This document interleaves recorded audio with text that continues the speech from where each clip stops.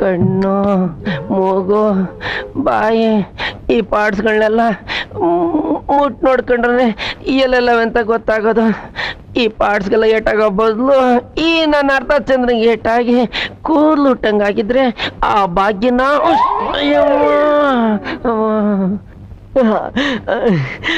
ಮದುವೆ ಆದ್ ಮಾರನೇ ದಿನನೇ ಏನ್ ಪೊಂಡಟ್ಟಿಯನ್ನ ಬಿಟ್ಟಿಟ್ಟು ಹೋಯ್ಟ. ಹೋಗೋದೋದ್ಲು, ಗಿಫ್ಟ್ ಕೊಟ್ಟು ಹೊಟ್ಟೋದ್ಲು. ಪರವಾಗಿಲ್ಲ.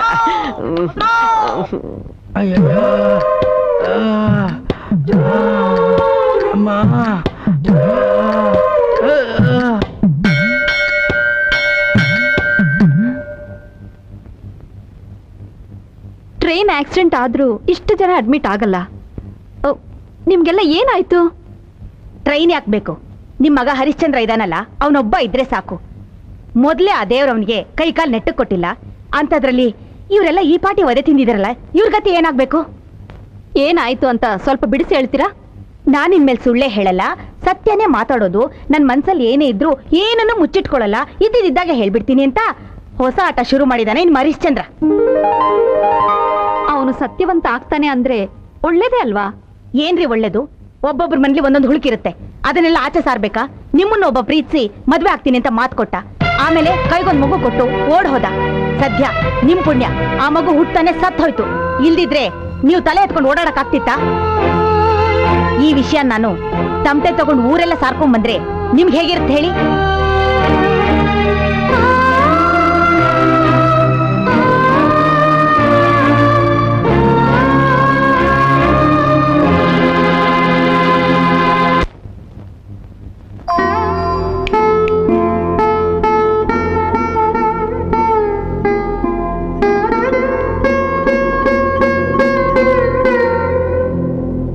ಯಾಕೆ ಮೇಡಮ್ ಕತ್ಲಲ್ಲಿ ಕೂತಿದ್ದೀರಿ?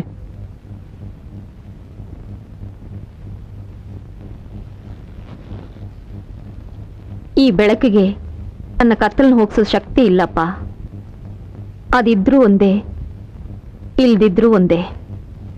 ದೀಪ ಊರಿಗೆಲ್ಲ ಬೆಳಕನ್ನ ಕೊಟ್ಟರು, ಅದ್ರ ಮಗಳಲ್ಲೇ ಕತ್ಲು. ತಂದೆ ತಾಯಿಗೆ ಬೇಡವಾದ ಪಿಂಡ ನಾನು. ನನ್ನನ್ನು ಓದಿಸಿ ಬೆಳೆಸಿ ನನ್ನ ಬಾಳಿಗೆ ಬೆಳಕಾದ್ರಿ. ನಿಮ್ಮ ಜೀವನದಲ್ಲೇ ಇಂಥ ಕಗ್ಗತ್ಲ. ನಿಮಗೆ ಮೋಸ ಮಾಡಿದ ವ್ಯಕ್ತಿ ಯಾರು ಮೇಡಮ್? ಅವನೆಲ್ಲ ಇದ್ರು ಸರಿ, ನಾನು ಕರ್ಕೊಂಡು ಬರ್ತೀನಿ.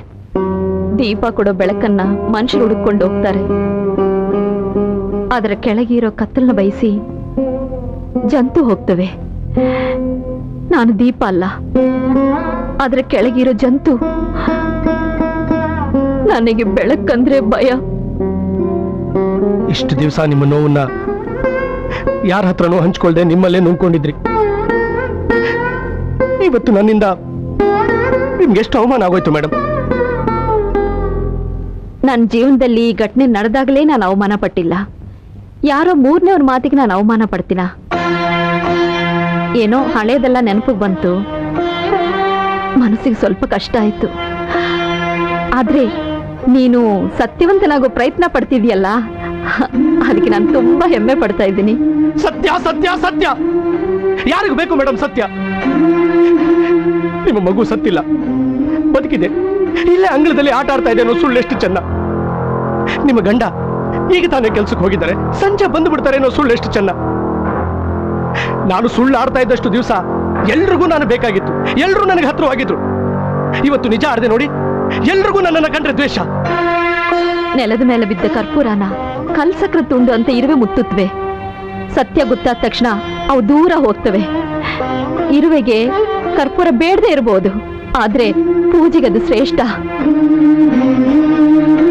ನನ್ ಗಂಡ ನನ್ನ ಜೊತೆಲಿ ಇದ್ದಾನೆ ಅನ್ನೋ ಸುಳ್ಳಿಗಿಂತ ಅವನ್ ನನ್ನ ಮೋಸ ಮಾಡಿದಾನೆ ಅನ್ನೋ ಸತ್ಯ ನನಗ್ ಬೇಕು.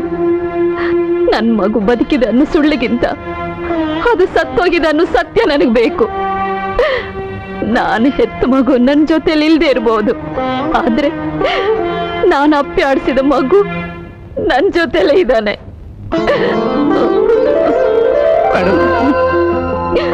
ನಾನು ನಿಮ್ಮನ್ನ ಅಮ್ಮ ಅಂತ ಕರಿಬೋದಾ?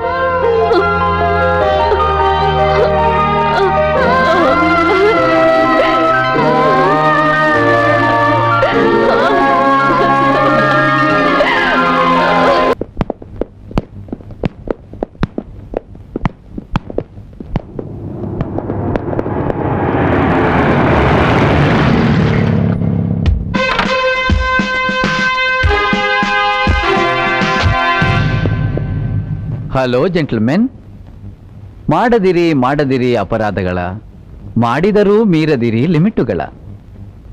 ಈ ಫುಟ್ಬಾಲ್ ಒಂಥರ ವಿಚಿತ್ರವಾದ ಆಟ ಅಲ್ಲ? ಗೋಲ್ ಹಾಕಬೇಕು ಅಂತ ಬಾಲ್ ಹಾಕ್ತೀವಿ, ಒಂದೊಂದ್ಸಲ ಮಿಸ್ ಆಗ್ಬಿಡುತ್ತೆ.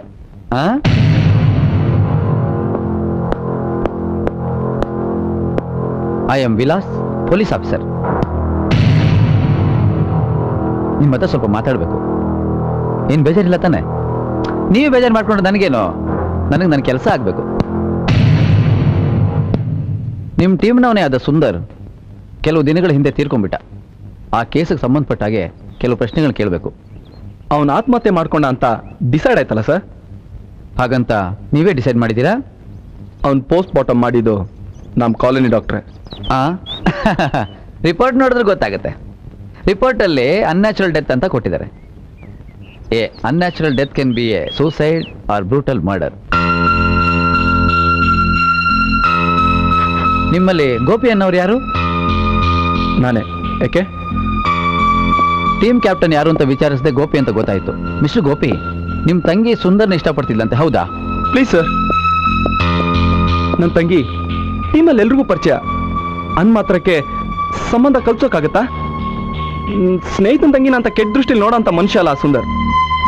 ನೋಡಿ, ನಿಮ್ಮ ಥರನೇ ಎಲ್ಲರೂ ಕೆಟ್ಟಾಗಿ ಮಾತಾಡ್ತಿದ್ರೆ ನಾಳೆ ನನ್ನ ತಂಗಿ ಭವಿಷ್ಯನೇ ಹಾಳಾಗ್ಬೋದು. ಮೊದಲು ನಿಮ್ಮ ಬೆವತಿರೋ ಮುಖನ ಒರೆಸ್ಕೊಳ್ಳಿ. ಇಂಟ್ರಾಗೇಟ್ ಮಾಡುವಾಗ ಇಂಥ ಕ್ವಶನ್ಗಳು ಬರ್ತಾ ಇರುತ್ತೆ, ನೀವು ಆನ್ಸರ್ ಮಾಡಲೇಬೇಕು. ಸುಂದರ್ಗೆ ತುಂಬ ಹತ್ತಿರವಾದವ್ರು ಯಾರು ಅಂತ ಮ್ಯಾಪ್ ಹಾಕಿ ನೋಡಿದೆ. ನೀವು ನಿಮ್ಮ ತಂಗಿ ತುಂಬ ಕ್ಲೋಸ್ ಆಗಿದ್ರಿ. ಎನಿವೇ, ಕೋಆಪ್ರೇಟ್ ಮಾಡೋದಕ್ಕೆ ತುಂಬ ಥ್ಯಾಂಕ್ಸ್.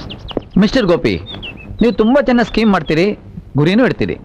ನಿಮ್ಮ ಬ್ಯಾಡ್ ಲಕ್ಕು ಗೋಲ್ ಬೀಳೋದಿಲ್ಲ. ಅದನ್ನು ಸ್ಕೀಮು ಹಾಕಲ್ಲ, ಗುರಿನೂ ಇಡೋದಿಲ್ಲ, ಡೈರೆಕ್ಟಾಗಿ ಗೋಲ್ ಹೊಡಿತೀನಿ. ಇದು ಸ್ಯಾಂಪಲ್.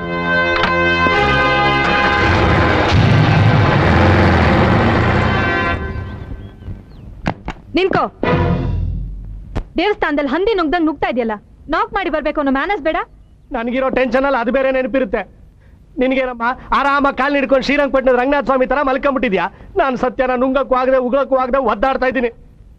ಅದಕ್ಕೇನಂತೆ, ನಿಂದು ಒಂದ್ ಕಾಲ್ ಮುರಿದ್ ಬಿಡ್ತೀನಿ, ಪಕ್ಕದ ವಾರ್ಡಲ್ಲಿ ಆರಾಮಾಗಿ ಮಲ್ಕೊಂಡಿರು.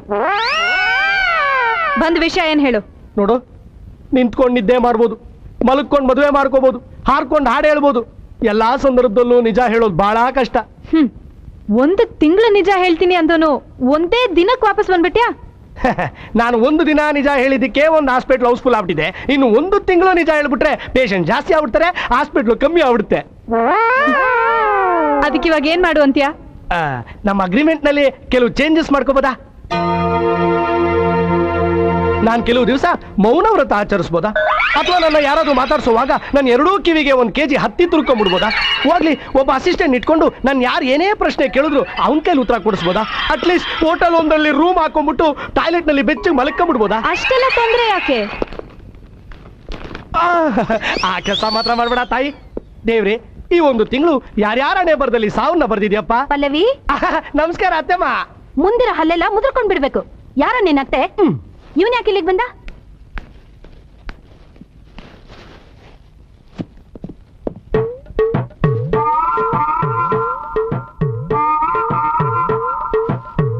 ಏನೋ ಏನೋ ಹಾಗೆ ನೋಡ್ತಾ ಇದೀಯಾ? ಸೊಂಟದ ಮೇಲಿರೋ ಮಚ್ಚೆ. ಈ ವಯಸ್ಸಲ್ಲೇ ಸೊಂಟ ಇಷ್ಟು ಚೆನ್ನಾಗಿದೆ, ಇನ್ನು ಯೌವನದಲ್ಲಿ ಹೆಂಗಿತ್ತು ಅನ್ಕೋತಾ ಇದ್ದೆ. ಅಯ್ಯೋ ಪಾಪಿ, ಹೇಳು, ಇನ್ನು ನನ್ನ ಬಗ್ಗೆ ಏನೇನ್ ಅನ್ಕೊಂಡಿದ್ಯಾ? ವಿಧಿ ಇಲ್ಲ, ಮನಸ್ಸಿನಲ್ಲಿ ಇರೋದನ್ನೆಲ್ಲ ಹೇಳ್ಬಿಡ್ಬೇಕು. ಹೇಳ್ಬಿಡ್ತೀನಿ. ನಮ್ಮಿಬ್ಬರು ಮದುವೆ ದಿನ ನಾನು ಇನ್ನೇನು ಇವಳಿಗೆ ತಾಳಿ ಕಟ್ಟಬೇಕು, ನೀವು ಎದೆ ಹೊಡ್ಕೊಂಡು ಸತ ಉಡ್ಬೇಕು ಅನ್ಕೊಂಡಿದ್ದೀನಿ. ಇನ್ನೊಂದೇ ಒಂದು ವಿಷಯ, ನಿಮ್ಮ ಗಂಡ ಹಾರ್ಟ್ ಅಟ್ಯಾಕ್ ನಿಂದ ಸಾಯ್ಲಿಲ್ಲ, ಅವ್ನು ತಿನ್ನೋ ಅನ್ನಕ್ಕೆ ನೀವೇ ವಿಷ ಹಾಕಿ ಸಾಯಿಸ್ಬಿಟ್ಟಿದ್ದೀರಾ ಅನ್ಕೊಂಡಿದ್ದೀನಿ.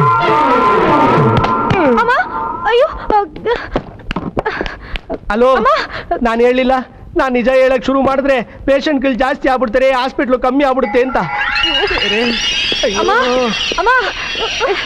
ಎಲ್ಲೇ ಎಲ್ಲೇ ಅವನು?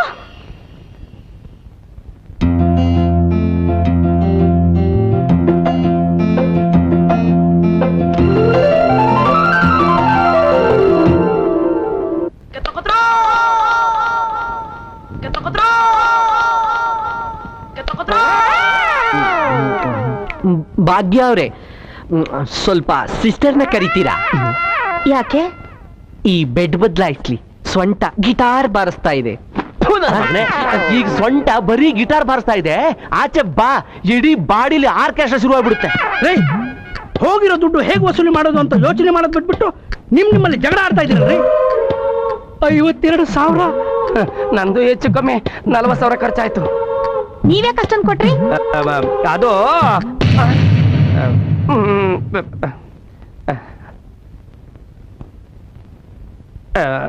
ನೀವೆಲ್ಲ ಹೆಂಗಸ್ರು, ಅದನ್ನೆಲ್ಲ ನಿಮ್ಮ ಮುಂದೆ ಹೇಳಕ್ ಹಾಕಿಲ್ಲ.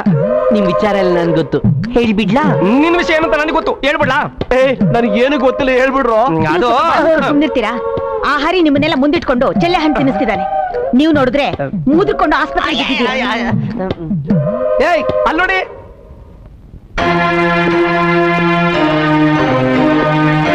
ತಗೊಳ್ಳಿಮ್ಮ ನಿಮ್ ದುಡ್ಡು. ಇನ್ನೊಂದು ತಿಂಗಳು ಟೈಮ್ ಕೊಡಿ, ಬಾಕಿ ಎಲ್ಲರ ದುಡ್ಡನ್ನು ಕೊಟ್ಬಿಡ್ತೀನಿ. ಹೆಂಗೋ ಬಾಗಿನ ಕೆಲಸ ಆಗ್ಲಿಲ್ಲ, ನನ್ನ ದುಡ್ಡು ನನಗೆ ಕೊಟ್ಬಿಡು. ಇಲ್ಲಾಂದ್ರೆ ಈಗ ಹುಷಾರಾಗಿದ್ದೀನಿ, ಲಾಸ್ಟ್ ಚಾನ್ಸ್ ಟ್ರೈ ಮಾಡ್ಬಿಡ್ತೀಯಾ? ಏನದು ಕದ್ ಮಾತಾಡ್ತಿದ್ದೀರಾ? ಏನಿಲ್ಲಮ್ಮ ಜಗಜ್ಜನನಿ, ನೀನ್ ಸವಾಸನ ಮಾಡ, ನನ್ನ ದುಡ್ಡು ನನಗೆ ಕೊಟ್ಬಿಡ. ತಗೊಳ್ಳಿ.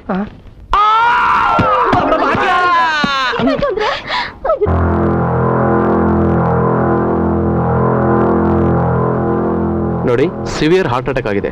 ಪ್ರಜ್ಞೆ ಬಂದ್ಮೇಲೆ ಹಾರ್ಟ್ ಅಟ್ಯಾಕ್ ಆಗಿರೋ ವಿಷಯ ಅವ್ರು ತಿಳಿಸ್ಬೇಡಿ. ತಿಳಿಸಿದ್ರೆ ಪ್ರಾಣಕ್ಕೆ ಅಪಾಯ. ನಾನು ಎಲ್ಲಿದ್ದೀನಿ ಈಗ? ನೀವೆಲ್ಲ ನನ್ನ ಯಾಕೆ ನೋಡ್ತಾ ಇದ್ದೀರಾ? ಅಯ್ಯಯ್ಯೋ, ನನ್ನ ಇಂಜಿನು ಬೋರಿಗೆ ಬಂದಂಗದೆ. ನನಗೇನಾಯ್ತು? ಅಯ್ಯೋ, ಏನಿಲ್ಲ ಅಂದ್ರೆ ಮಾಮೂಲಿ ಎದೆ ನೋವಷ್ಟೇ. ಸ್ವಲ್ಪ ಆಯಾಸ ಆಗಿತ್ತು, ಅದಕ್ಕೆ ಜ್ಞಾನ ತಪ್ಪಿ ಬಿದ್ಬಿಟ್ರಿ. ಬರೀ ಎದೆ ನೋವಿಗೆ ಈ ಇಂಜಿನ್ ಯಾಕೆ ಇಷ್ಟೊಂದು ಶಬ್ದ ಮಾಡ್ತಾ ಇದೆ? ವಯಸ್ಸಾದ ಕಾಲದಲ್ಲಿ ಸ್ವಲ್ಪ ವ್ಯತ್ಯಾಸ ಆದ್ರೂ ತಡ್ಕೊಳಕ್ ಆಗಲ್ಲ. ಮೊದ್ಲೇ ಏಟ್ ತಿಂದಿರೋ ದೇಹ, ರಕ್ತ ಬೇರೆ ಕಡಿಮೆ ಆಗಿತ್ತು, ಮೈನಲ್ಲಿ ಶಕ್ತಿ ಇಲ್ಲ, ಅದಕ್ಕೆ ಹಿಂಗಾಯ್ತು. ನನ್ಗೆ ಯಾಕೋ ಡೌಟು, ನೀವ್ಯಾರು ನಿಜ ಹೇಳ್ತಾ ಇಲ್ಲ. ಹರಿಶ್ಚಂದ್ರ, ಹರಿಶ್ಚಂದ್ರ,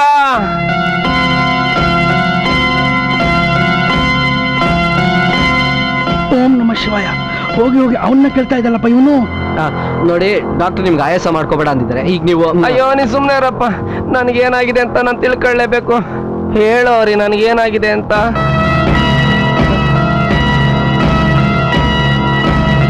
ಅದು ನಿಮ್ಗೆ, ನನಗೆ, ನಿಮ್ಗೆ, ನನಗೆ, ಅದು ನಿಮ್ಗೆ, ನನಗೆ, ನಿಮ್ಗೆ, ನನಗೆ ಹಾರ್ಟ್ ಅಟ್ಯಾಕ್ ಆಗಿತ್ತು.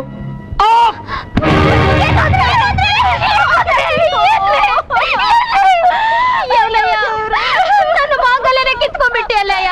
ಅವ್ರಿಗೆ ನಿಜ ವಿಷಯ ಹೇಳಿ ನನ್ ಗಂಡ ಸಾಯೋಕೆ ನೀನೇ ಕಾರಣ ಆಗ್ಬಿಟ್ಟೆ ಅಲ್ಲಯ್ಯ, ನೀನೇ ಕಾರಣ ಆಗ್ಬಿಟ್ಟೆ.